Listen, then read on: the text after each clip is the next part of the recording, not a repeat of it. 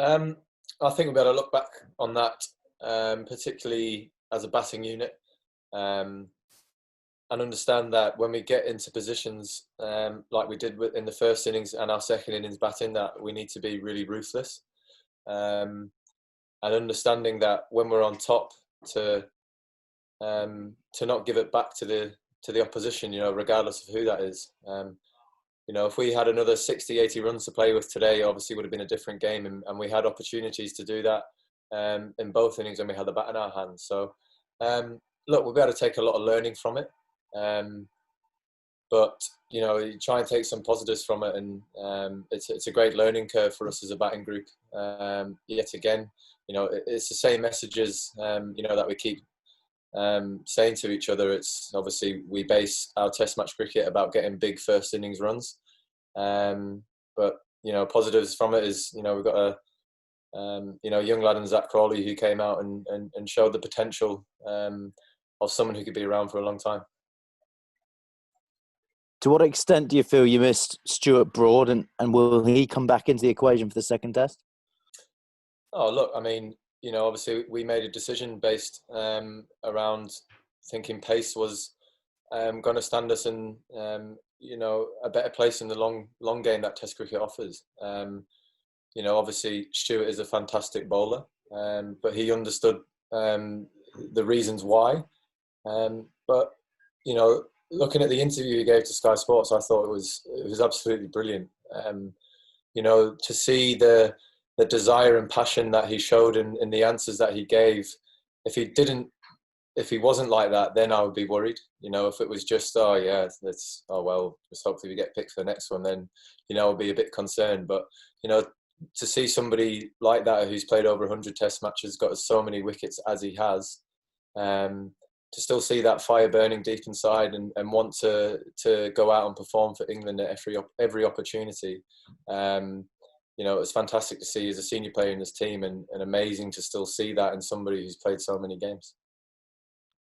And finally, for me, Joe Root will come back for the second Test. That's a big boost, isn't it, for the top order, and some big selection decisions in that top order ahead? Yeah, I mean, obviously, welcoming Joe back in next week is great from a team point of view. Obviously he's one of the best players in the world, so he is a big miss when he doesn't play, and really looking forward to welcoming him back. But obviously next week I don't have to make any of those decisions, so good luck, Joe. Rory, please. Ben, I was just going to sort of follow up on that about the decisions. A lot of talk about all-rounders, which you've heard no doubt plenty of, about the workload and that. How have you found this week in terms of the extra burden of decisions, be it selection meetings, what to do at the toss, what to do every day? Has it taken a toll on you at all this week, do you think, or not? No, look, I've thoroughly enjoyed the role that I had to play this week with Joe being at home. Obviously I found out a while before, so I was really looking forward to the opportunity. And if I'm being honest, last night was the only night where I really struggled to sleep, because obviously it was, there was a lot to think about. How the game's going to end up, what's going to happen if this happens, if that happens. So I can see why Joe loses a lot of sleep, because he's got to do that every game. But look, I've really enjoyed the responsibility of leading the team and making decisions out there. Look, it didn't change me as a player whatsoever. With the bat in my hand and when I had the ball in my hand, I still operated the same way that I feel I always do for England. I'll be able to look back on this. Obviously disappointed not to win, but one that I can say I've captained England, so obviously it's a very proud moment. Okay, Will, and then Dean, please. Ben, England have made a bit of a habit of losing the opening Test of recent series, but in South Africa you obviously bounced back very well and won the series 3-1. This is a shorter series, but is that sort of the blueprint this time? Got the experience there? Yeah, I mean, look, we've got 2 games left, and we're going to set a target of winning this series 2-1, because we don't want to draw series, we want to win series. So we know what we've got to do, which is to which is to win the next 2 games. Look, we're obviously disappointed, and I think we know where the moments were in the game where we lost it.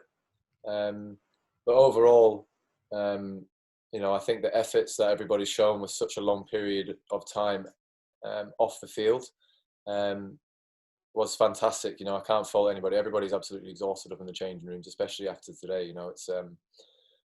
It's an exhausting period of the game on that day 5 when you're out the field and you're trying to give everything you absolutely can. That's the message that I delivered to everybody today is, you leave everything out on that field for the badge and the number under your badge. So I'm proud of each and every one of the other 10 lads out there. But, we'll have to learn from the experiences from this game where we knew that where we lost it. Okay, Dean, Stefan, and I will take one more, please.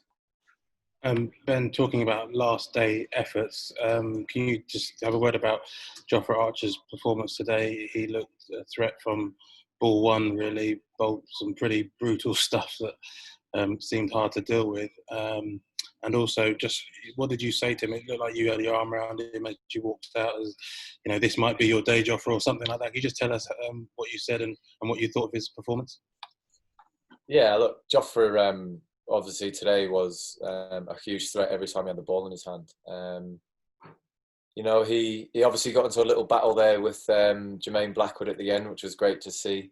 And Jofra is he's an X-factor player, but he's also not trying to read into that too much. He's also a very skillful player. So to have somebody like that in your bowling attack where you can sort of go in and out of different scenarios of how you want him to bowl. He's skillful with the new ball, and then obviously we've seen what he can do with an older ball today, which is crank it up. I've got a very, very good relationship with Jofra.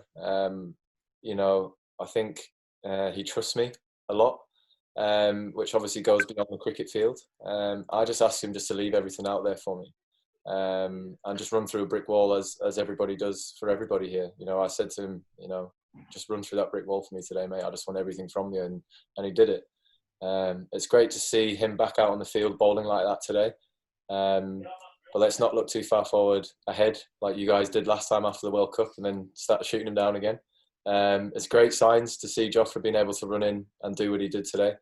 So yeah, very pleased with his efforts. Thanks. Okay, Stefan, and then we'll finish with Tim Wigmore. Ben, so often, particularly when England play away from home, we talk about the need for an extra yard of pace to make things happen. And yet when you combine your 2 fastest bowlers, here we are talking about selection and leaving Stuart Broad out. So is it almost a case of you're damned if you do and you're damned if you don't? Oh, look, I know it's been a massive talking point, but I stand by my decision, because if I didn't, what type of message is that sending to the other guys who we picked? It was a very tough call to leave somebody like Stuart out. His record is obviously phenomenal, but we made a call that before a ball was bowled that I felt pace was going to be in the long run, more beneficial to us winning this game. Obviously we've lost, but I'm not going to look back on this Test match and have any regrets. It shows that we're in a great position as a team to be able to pick so many bowlers, and to leave someone like Stu's quality out is a great place to be at. But look, I stand by my selection. Because as I said, if I regret anything, it doesn't send the right message whatsoever to the other guys who played. And was it just for, obviously it was just for this match, but was it also with half an hour in the future? Just for this match, as I was in charge for this match, yeah. Okay, last one, Tim Wigmore, please. Hi, Ben. England now lost 4 of the last 6 tests to the West Indies. Is there any reason for that record, do you think, and why they're such a hard team for England to play against? Well, cricket's a game of scoring more runs than the others, so that's why they've won 4 out of 6, because they've scored more runs. Can't put the finger on it why. They're a very tough team to play against. They're a very passionate nation, and I feel whenever we go to the West Indies to play them, or when they come here, they really deliver. But look, we've got 2 more games left in the series. We know we've got to win them. and we'll be doing everything that we can possible to get those 2 victories.